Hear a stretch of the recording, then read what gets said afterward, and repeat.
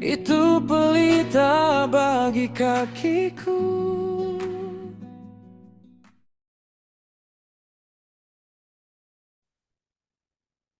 Shalom Aleichem Barawata Adonai Eloheinu Meleka Olam. Diberkatilah Engkau Tuhan Yesus Raja semesta alam. Bapak Ibu, kita akan memasuki renungan firman Tuhan. Kami berharapkan untuk para lektor untuk mempersiapkan diri dan mohon open cam. Pembacaan Alkitab kita hari ini terdapat di dalam Kidung Agung 1 ayat 1 sampai 8 akan dibacakan oleh Ibu Agus Sandri, dan kemudian Matius 9 ayat 1 sampai 38 akan dibacakan oleh Bapak Maruli Siregar. Pembacaan ayat yang pertama Kidung Agung 1 ayat 1 sampai 8 dibaca oleh Ibu Agus Sandri dan disambung dengan Matius 9 ayat 1 sampai 38 kepada Bapak Maruli Siregar. Kami persilahkan. Ya, baik Bu Rumi. Kidung Agung 1 ayat 1 sampai 8. Kidung Agung dari Salomo. Kiranya ia mencium aku dengan kecupan, karena cintamu lebih nikmat daripada anggur.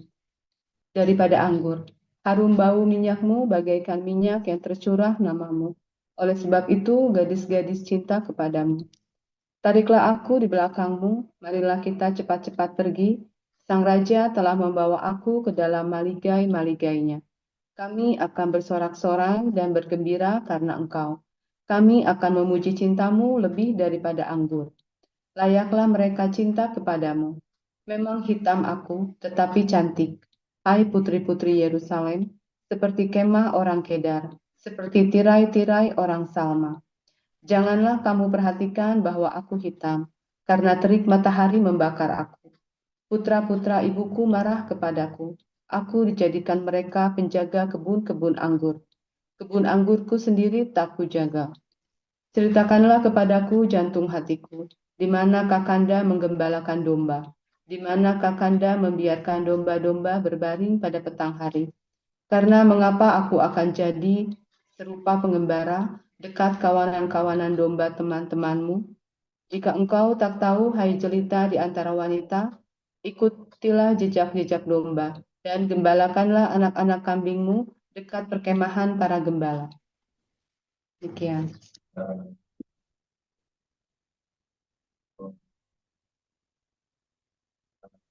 Jadi selanjutnya kita membaca dari Matius 9. Sesudah itu naiklah Yesus ke dalam perahu lalu menyeberang, kemudian sampailah ia ke kotanya sendiri.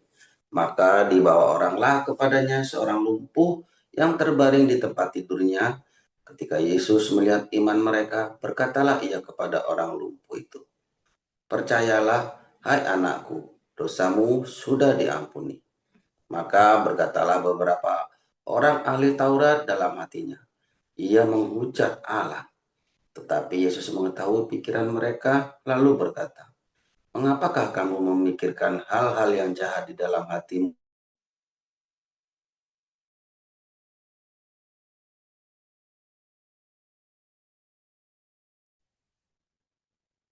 Apa unmute itu?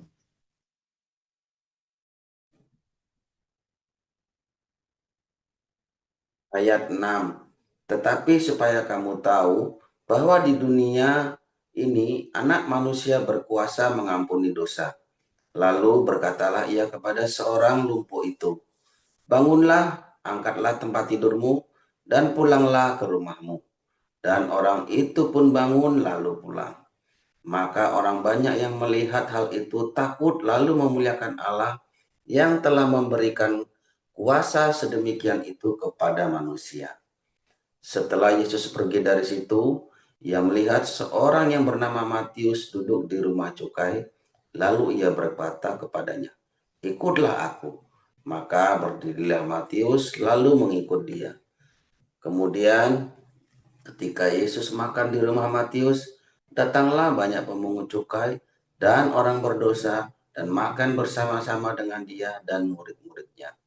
Pada waktu orang Farisi melihat hal itu, berkatalah mereka kepada murid-murid Yesus, "Mengapa gurumu makan bersama-sama dengan pemungut cukai dan orang berdosa?" Yesus mendengarnya dan berkata, "Bukan orang sehat yang memerlukan tabib, tetapi orang sakit. Jadi, pergilah dan pelajarilah arti firman ini. Yang ku kehendaki ialah belas kasihan, bukan persembahan.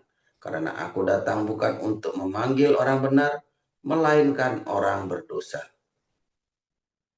Kemudian datanglah murid-murid Yohanes kepada Yesus dan berkata, "Mengapa kami dan orang Farisi berpuasa, tetapi murid-muridmu tidak?" Yesus kepada mereka, "Dapatkah sahabat-sahabat mempelai laki-laki berduka cita selama mempelai itu bersama mereka? Tetapi waktunya akan datang, mempelai itu diambil dari mereka, dan pada waktu itulah mereka akan berpuasa. Tidak seorang pun menambalkan secari kain yang belum susut pada baju yang tua, karena jika demikian, kain penambal itu akan mencabik baju itu, lalu makin besarlah koyaknya. Begitu pula anggur yang baru tidak diisikan ke dalam kantong kulit yang tua, karena jika demikian, kantong itu akan koyak sehingga anggur itu terbuang dan kantong itu pun hancur. Tetapi anggur yang baru disimpan orang dalam kantong yang baru pula, dan dengan demikian terpeliharalah kedua-duanya." Sementara Yesus berbicara demikian kepada mereka, datanglah seorang kepala rumah ibadat, lalu menyembah dia dan berkata, "Anakku perempuan baru saja meninggal, tetapi datanglah dan letakkanlah tanganmu atasnya, maka ia akan hidup." Lalu Yesus pun bangunlah dan mengikuti orang itu bersama-sama dengan murid-muridnya. Pada waktu itu, seorang perempuan yang sudah 12 tahun lamanya menderita pendarahan maju mendekati Yesus dari belakang dan menjamah jubahnya. Karena katanya dalam hatinya, "Asal ku jamah saja jubahnya, aku akan sembuh." Tetapi Yesus berpaling dan memandang dia dan berkata, "Teguhkanlah hatimu, hai anakku, imanmu telah menyelamatkan engkau." Maka sejak saat itu sembuhlah perempuan itu. Ketika Yesus tiba di rumah kepala rumah ibadat itu dan melihat peniup-peniup seruling dan orang banyak ribut, berkatalah ia, "Pergilah, anak ini tidak mati tetapi tidur." Tetapi mereka menertawakan dia. Setelah orang banyak itu diusir, Yesus masuk dan memegang tangan anak itu, lalu bangkitlah anak itu. Maka tersiarlah kabar tentang hal itu ke seluruh daerah itu. Ketika Yesus meneruskan perjalanannya dari sana, dua orang buta mengikutinya sambil berseru-seru dan berkata, "Kasihanilah kami, hai anak Daud." Setelah Yesus masuk ke dalam sebuah rumah, datanglah kedua orang buta itu kepadanya, dan Yesus berkata kepada mereka, "Percayakah kamu bahwa aku dapat melakukannya?" Mereka menjawab, "Ya, Tuhan, kami percaya." Lalu Yesus menjamah mata mereka sambil berkata, "Jadilah kepadamu menurut imanmu." Maka meleklah mata mereka, dan Yesus pun dengan tegas berpesan kepada mereka, katanya, "Jagalah supaya jangan seorang pun mengetahui hal ini." Tetapi mereka keluar dan memasyurkan dia di seluruh negeri daerah itu. Sedang kedua orang buta itu keluar, dibawalah kepada Yesus seorang bisu yang kerasukan setan. Dan setelah setan itu diusir, dapatlah orang bisu itu berkata-kata. Maka heranlah orang banyak, katanya, "Yang demikian belum pernah dilihat orang di Israel." Tapi orang Farisi berkata, "Dengan kuasa penghulu setan ia mengusir setan." Demikianlah Yesus berkeliling ke semua kota dan desa. Ia mengajar dalam rumah-rumah ibadat dan memberitakan Injil Kerajaan Sorga, serta melenyapkan segala penyakit dan kelemahan. Melihat orang banyak itu, tergeraklah hati Yesus dan belas kasihan kepada mereka karena mereka lelah dan terlantar seperti domba yang tidak bergembala. Maka katanya kepada murid-muridnya, "Tuaian memang banyak, tetapi pekerja sedikit. Karena itu, mintalah kepada Tuhan yang mempunyai tuaian, supaya ia mengirimkan pekerja-pekerja untuk tuaian itu. Demikian firman Tuhan. Terima kasih untuk lektor kita hari ini, Ibu Agus Santri dan Bapak Maruli Siregar yang sudah membacakan buat kita semuanya. Kiranya firman kita menjadi kekuatan yang baru, karena iman timbul dari pendengaran akan firman Tuhan. Saudara-saudaraku, kita akan memasuki renungan firman Tuhan yang akan dibawakan oleh Bapak Gembala kita, Pastor Dr. Joseph Pauljang dengan judul Kecupan Maut. Mari kita mendengarkan renungan firman Tuhan saat ini untuk menambah wawasan kita, iman kita, dan pertumbuhan iman kita kepada Kristus Yesus. Kepada Bapak Dr. Joseph Pauljang, dipersilakan. Haleluya, firman Tuhan selalu baru setiap hari. Saudara, hal yang paling mengerikan nanti ketika kita menghadapi antikristus adalah pengkhianatan. Karena orang yang mengkhianati kita justru orang yang paling dekat dengan kita. Orang yang bersama dengan kita, timnya kita, bahkan keluarga kita, sanak famili kita, ya. Nah, di beberapa kesempatan, setiap kali saya menyampaikan ke jemaat, saya selalu bilang, bagaimana kita menghindarkan keluarga kita dari benih-benih antikristus. Karena nanti, ya, di zaman antikristus, pengkhianat yang paling mengerikan itu adalah kalau anak kamu sendiri, saudara kamu sendiri, orang tua kamu sendiri, ya, kakak atau adik kamu sendiri, saudara yang berkhianat. Ya, om atau tante, orang dalam pokoknya yang berkhianat. Itu yang paling mengerikan. Itulah sebabnya di masa-masa antikristus itu kita nggak bisa perang melawan balik. Karena yang kita perangi itu keluarga kita sendiri. Ya, musuh dari setiap orang adalah seisi rumahnya. Wah, itu mengerikan sekali itu, saudara. Nah, makanya saya ajarkan bagaimana supaya keluargamu tidak melahirkan benih-benih antikristus. Ya, kamu lihat mengapa, ya, bagaimana apologet Kristen ini sekarang, ya, saling doxing alamat, saudara, ya. Sesamanya sendiri. Ya, kayak Edwin doxing rumah saya. Dia kan tinggal 3 bulan di pastori dan tinggal beberapa hari di rumah saya, saudara, ya. Ya, 3 bulan di pastori kita yang bayarnya dari uang kalian dan beberapa hari di rumah saya. Dia bisa berkhianat, saudara, ya. Sudah makan-makannya saya, makan nasinya saya, berak di WC-nya saya, ya. Mandi di pastori 3 jam sehari, ya, sampai saya kasih uang, ya, dan kita kasih kerjaan juga. Kenapa bisa berkhianat, saudara? Kalau ditanya saya salah apa, dia nggak akan bisa jawab tuh, saudara, salah apa. Mengapa Owen Fang itu bisa berkhianat? Mengapa Amin Wijaya itu bisa berkhianat? Mengapa Putih itu bisa berkhianat? Kalau ditanya saya salah apa, mereka nggak bisa jawab tuh, saudara. Mereka cuma bisa, oh karena ini korupsi itu. Dan mereka tidak bisa buktikan kalau saya korupsi. Tetapi mengapa mereka bisa berkhianat? Kan itulah benih antikristus, pengkhianatan. Mereka adalah orang-orang kita yang pura-pura baik kepada kita, tapi sebenarnya dia mau tikam kita. Artinya apa, saudara? Dia mengkhianati kita dengan kecupan, itu, saudara. Nah, dulu pernah saya ajarkan di Koinonia, antikristus dimulai dari apa, saudara? Cinta uang.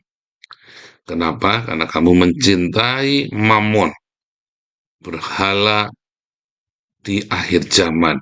Lebih dari kamu mencintai Tuhan Yesus. Itulah cikal bakal antikristus. Ketika kamu ajarkan anak-anakmu, keluargamu, ketika kamu sendiri lebih cinta uang daripada Tuhan Yesus sendiri. Itulah sebabnya kalau Anda melihat ada pendeta-pendeta hedonisme, pendeta-pendeta yang suka dengan harta kekayaan yang mewah, melimpah, pendeta itu suatu hari akan serahkan kamu kepada musuh, saudara. Pendeta itu, karena pendeta itu kan cari aman, dia lebih cinta uang. daripada persahabatan, ya. Dia lebih cinta uang daripada cinta kasihnya Tuhan Yesus. Nah, makanya saya bilang keluarga-keluarga, ya, yang paling pertama kamu tuh harus disiplin dengan masalah keuangan, ya. Karena uang itu bisa mengerikan sekali, saudara ya. Uang itu bisa membuat kamu gelap mata. Apa saja bisa kamu lakukan gara-gara uang, ya kan? Gara-gara uang itu dikatakan cinta akan uang itu adalah akar dari segala kejahatan. Nah, hindarkan keluarga kita ya dari mencintai uang. Oh, siapa bilang mencintai uang itu hanya orang kaya? Orang miskin pun ya yang cuman punya tabungan 1 juta di bank itu bisa mencintai uangnya daripada Tuhan Yesus. Nyatanya itu sopir angkot itu bisa mata gelap bunuh orang loh, saudara. Gara-gara rebutan penumpang. Ya, ngeri itu saudara. Anda ingat filmnya itu Lord of the Ring itu ada namanya Smeagol. Dia jatuh cinta kepada satu cincin emas kecil. Ya dia bilang my precious things. Dia bilang begitu ya. My precious things.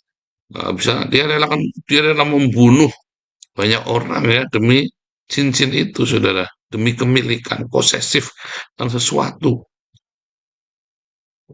Jadi yang pertama itu adalah cinta uang, ya, yang akan membuat eh, seseorang, kamu bisa tebak nanti suatu hari dia jadi antikristus.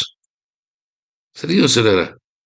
Ya, jadi kalau kamu lihat atau diri kamu sendiri begitu, ya kita sudah tahu suatu hari kamu akan jadi antikristus. Ya kan? Dimulai dari Yudas Iskariot, ya kan? Dia menjadi antikristus kenapa? Karena cinta uang. Orang-orang yang cinta uang itu akan menjadi antikristus. Percaya saya, saudara. Pendeta manapun, saya selalu mengingatkan, setidaknya jangan ada di antara kita. Tetapi kalau itu ada di antara kita, bertobatlah. Ya, karena cinta uang akan jadi cikal bakal antikristus. Dialah yang menyerahkan Kristus. Dialah yang berkhianat.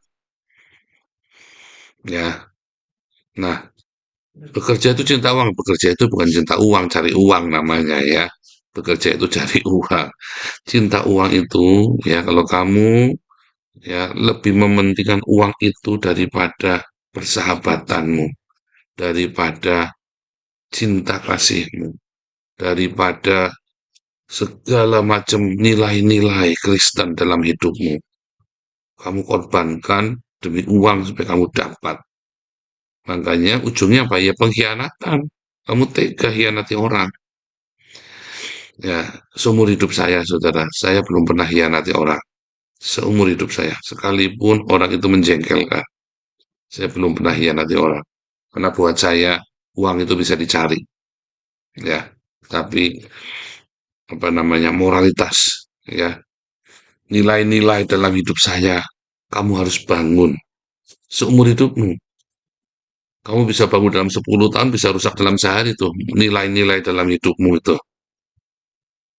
Ya, dan saya belum pernah hianati orang. Karena akhirnya pun ketika saya meninggalkan Tuhan, terakhirnya pun saya bilang cukup sudah selesai. Saya nggak mau hidup seperti ini. Ya kan, tapi di dalam masa saya meninggalkan Tuhan pun saya tidak pernah hianati orang. Oh, saya dikhianati, saudara. Justru makanya saya tinggalkan Tuhan, karena saya dikhianati. Ya, saya marah sama Tuhan. Kenapa Tuhan biarkan saya dikhianati?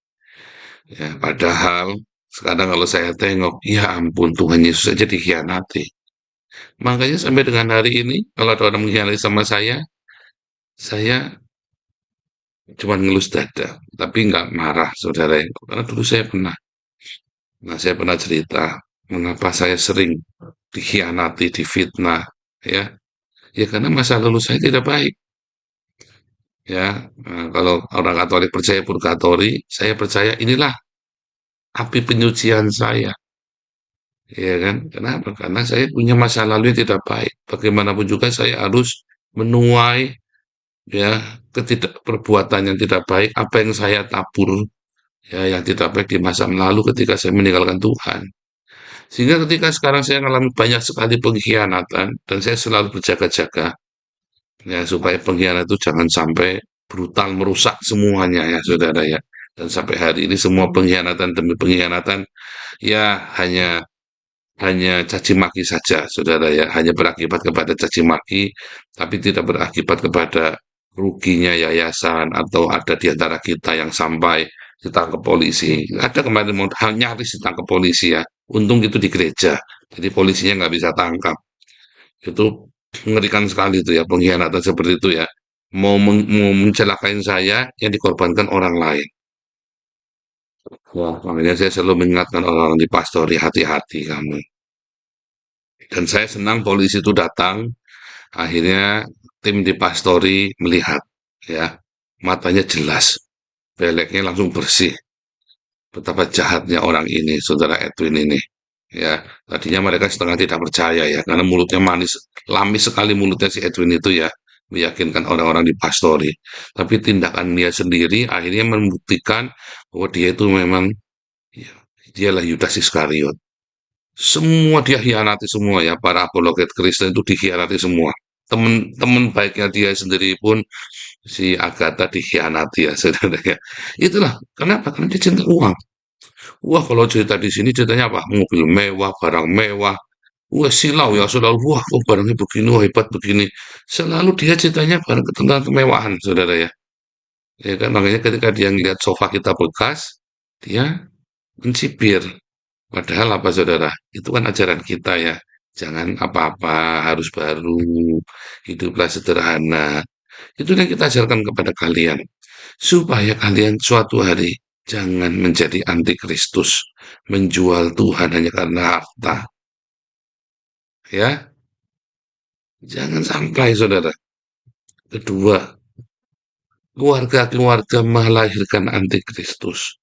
Apabila seorang ayah melukai istrinya di depan anak-anaknya. Ya, saudara ya. Seorang ayah yang rajin melakukan KDRT kekerasan kepada anak-anaknya. Itu akan membuat hati anak-anak itu berbekas. Ya, maka suatu hari dia akan dendam.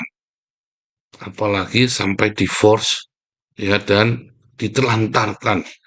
Ibunya dan anak-anaknya ditelantarkan. Maka si anak ini akan dendam, saudara. Dia suatu hari diajak berdoa, berdoa yuk. Enggak mau, saya enggak mau berdoa. Apa Tuhan enggak ada? Kok begitu? Iya, nyatanya saya berdoa enggak dikabulkan sama Tuhan. Antikristus itu terjadi ketika anak-anak sudah menolak untuk berdoa. Karena kamu sakiti dia. Karena kamu sakiti mamahnya. Kalau seorang ayah nyakitin anaknya secara langsung, misalnya ini tidak sengaja, ayah ini tidak sengaja nampar anaknya, saudara. Anak ini masih bisa ngampuni, saudara. Tapi kalau seorang ayah berulang kali menyakiti ibu dari anak ini waktu masih kecil dan dia melihat, anak ini kan dendam, saudara. Ya, anak ini kan dendam. Dia akan menjadi antikristus. Dia tidak akan percaya lagi. Ya, makanya hai suami-suami, kamu jangan bangkitkan amarah di hati anakmu dengan kamu sakiti ibu mereka. Nggak boleh. Nah, itu akan menghasilkan antikristus di dalam rumahmu. Ya, dan mereka adalah orang-orang yang akan dengan mudahnya berkhianat. Dia akan cari apa? Cari aman. Dia tidak akan percaya kepada Tuhan Yesus lagi. Ngapain? Dia menjadi antikristus bukan karena dia ketakutan, bukan. Karena hatinya tawar, hatinya pahit. Ya, maka dia langsung tolak Yesus, nggak mau. Nah, dua hal ini kita harus ingat setiap hari. Bagaimana caranya supaya kita jangan terjebak, saudara, dengan cinta uang. Ya, hidupnya kamu kudu sederhana. Yang saya ajarkan kepada kalian, belajarlah hidup sederhana, simple. Maka kamu tidak akan kedangdapan, tidak akan ngap. Kamu cari duit sampai tidak bisa nafas. Ya, bayar cicilan utang sampai ngap gitu ya, saudara. Kerja itu ya, aduh, dari satu hutang ke hutang yang lain. ya sudah selesai. Kami sudah lakukan. Jadi ketika kita sadar ya saudara ya, cepat kita selesaiin. Stop, Pak. Semuanya saya selesaikan ya, harta kita jual, kita bikin orang miskin. Pendeta-pendeta di desa ya. Terus kita stop semuanya, benar-benar kita dari nol, tidak utang. Kalau nggak ada ya sudah diam. Diam. Setiap kali kita punya uang, kita beli beras dulu, saudara. Ya, sampai Tuhan pulihkan. Ya, satu tahun kami begitu ya. Benar, jadi saya puasa tuh satu tahun ya, ya karena kita puasa, anak puasa yang makan cuma anak-anak. Makanya irit sekali. Makan cuma sehari sekali, itu pun kita seadanya. Nggak ada daging, kita makan sayur, seadanya sayur. Ya, yang penting setiap kali punya uang, kita cepetan beli beras. Ya, paling penting kan beras kan, supaya anak-anak jangan lapar. Berasnya bisa nggak bisa habis ya karena kita puasa. Sampai tahun kedua, saudara, saya mulai tuh, buku saya mulai dijual ya. Buku itu dijual. Ya yang ajaib ya, kita kan nggak pernah bilang mungkin harga buku itu 40.000 waktu itu ya, buku yang tipis sekali itu ya. Tapi yang ngirim ada yang 500.000, ada yang ngirim 1 juta. Waktu itu saya nggak ngerti, tak kirim aja. Ya, saya kirim 20, ya kan. Ya dia uangnya, dia kirim 1 juta, ya saya kirim 20 sama ongkos kirimnya aja potong gitu kan. Terus orang yang bilang, Pak, kok banyak sekali ngirimnya 20, saya mau butuh satu. Lah, Bapak ngirimnya 1 juta, saya bilang. Ya, saya kirim 20. Ya kan, sama ongkos kirimnya tentunya, saudara ya. Ya, sudah dibagi saja, Pak. Nah, itu buat Pak Paul. Nah, dari situ, saudara. Ketika orang saya jualan buku 40.000, jualan buku 7, yang satu, saya lupa ya, 60.000 atau berapa ya, yang buku khilafah itu dulu ya. Saya lupa dulu itu ya. Itu, kemudian, dari situlah kami mulai hidup dalam kelimpahan. Itu pun kami tetap hidup sederhana. Ya, serius saudara ya. Satu buku mereka ada yang transfer 1 juta, ada yang transfer 2 juta, ada yang transfer 5 juta.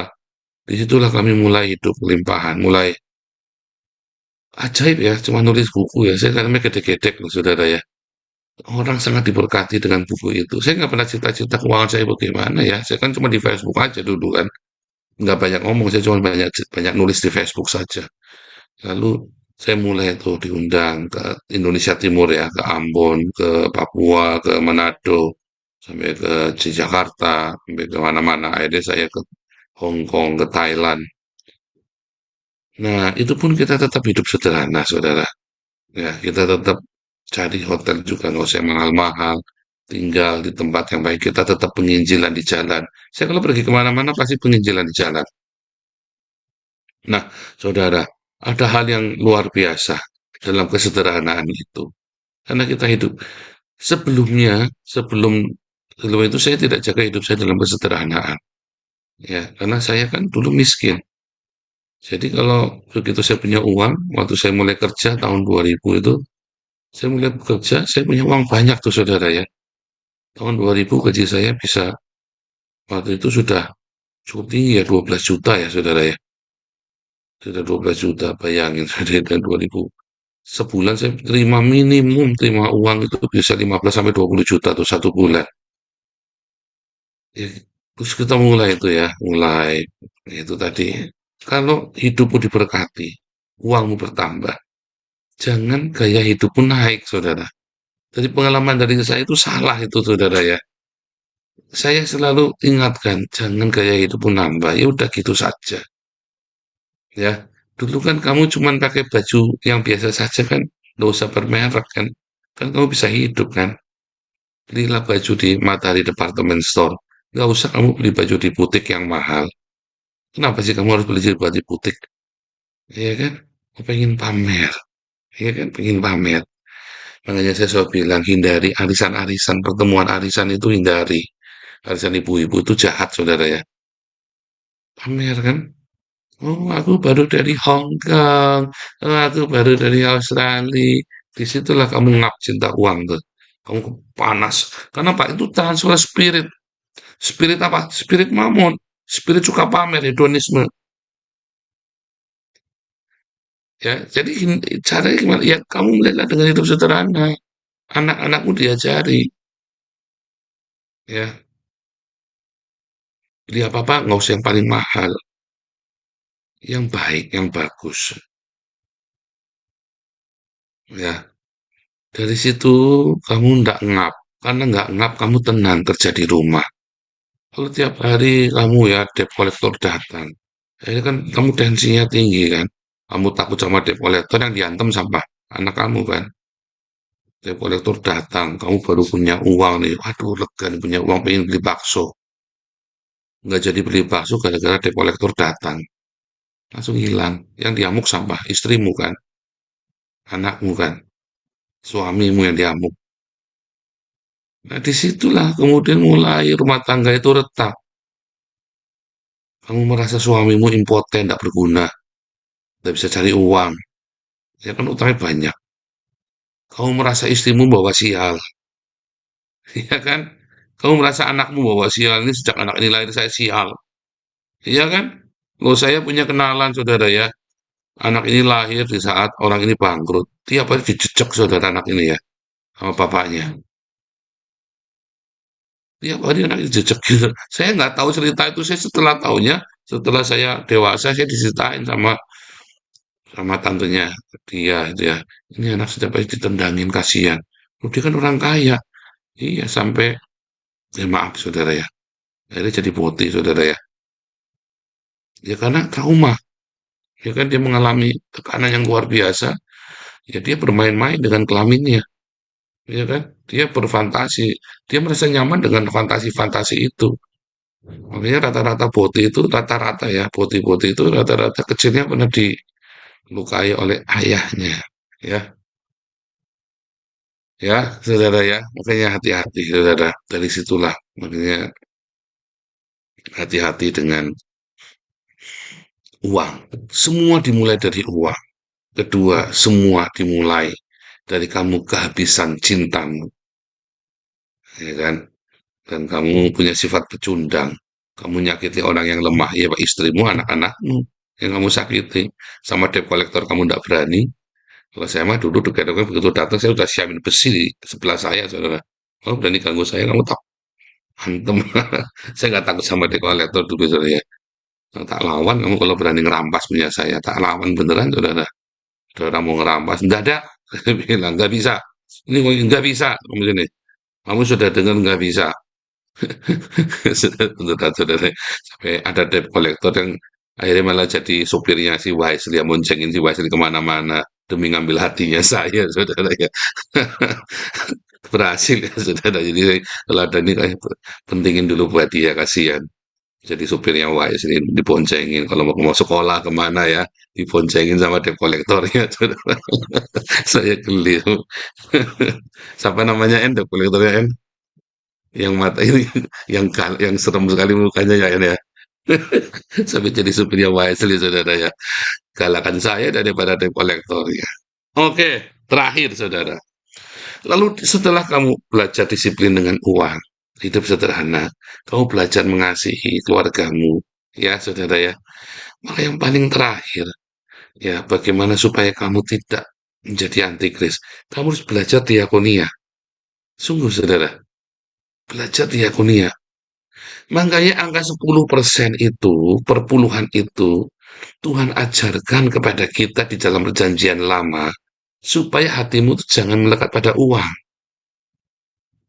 Setiap rupiah yang kamu punya itu, adalah rezekinya orang, saudara.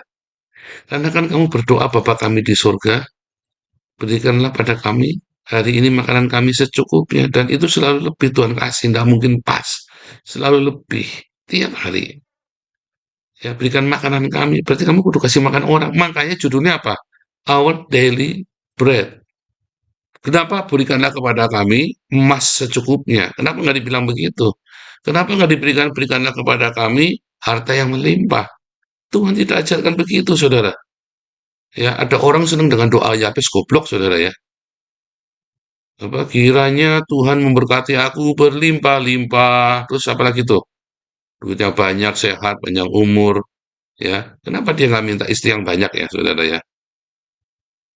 Saudara, doa Yabes itu ya satu doa yang dikabulkan. Tapi kamu tahu, saudara, berlimpah-limpah, di mana hartamu, di situ hatimu, saudara. Kalau saya lebih memilih doanya Tuhan Yesus daripada doanya Yabes. Apa saudara doanya Tuhan Yesus? Makanan yang secukupnya. Dan kalau lebih, berarti itu punyanya orang. Yang harus saya bagi bukan uangnya, makanannya. Ya, bagi makanan. Kamu mau ngikutin doanya Yabes? Ya, percaya saya, nanti muncullah orang kaya yang susah masuk kerajaan surga. Mungkin Tuhan akan kabulkan.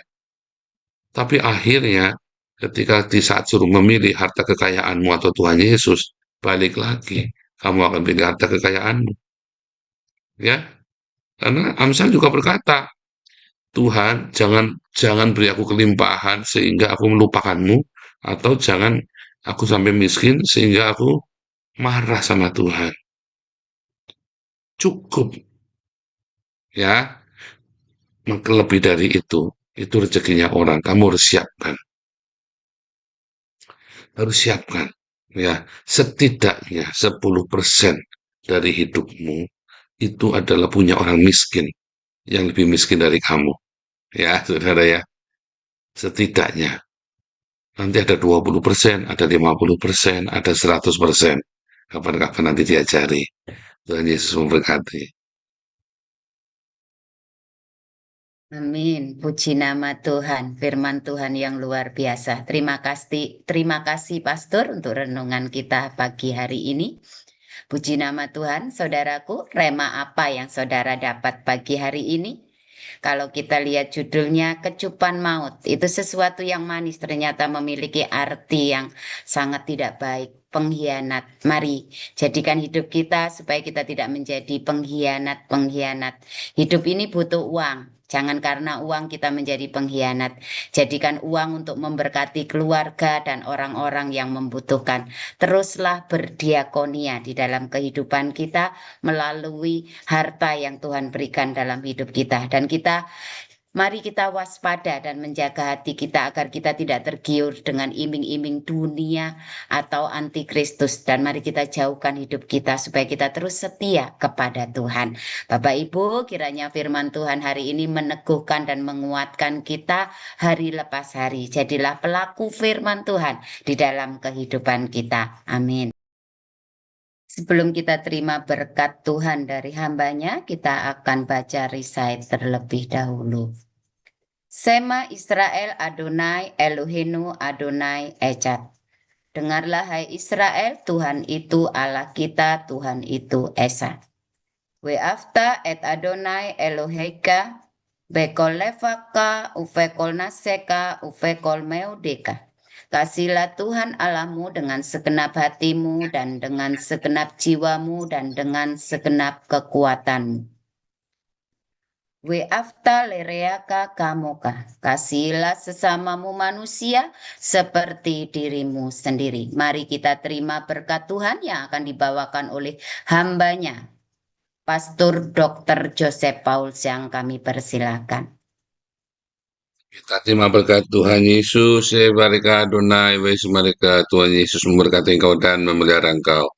Ya Adonai, benoleka wihunika, Tuhan Yesus menyinari engkau dengan wajahnya dan memberi engkau kasih karunia-Nya. Isya Adonai, benoleka mereka shalom, Tuhan Yesus mengharapkan wajahnya padamu dan memberi engkau damai sejahtera-Nya. Dalam nama Tuhan Yesus, Jehovah Sefaot, mereka Tuhan mereka masuk kelilingmu, memerangi semua musuh-musuhmu, melindungimu dari panas terik matahari dan dinginnya malam di padang gurun, menuntunmu sampai tanah perjanjian yang Tuhan berikan bagimu. Jehovah Shalom, Tuhan Yesus berikan damai sejahtera yang melampaui segala akal dalam hidupmu. Amin. Haleluya. Terima kasih.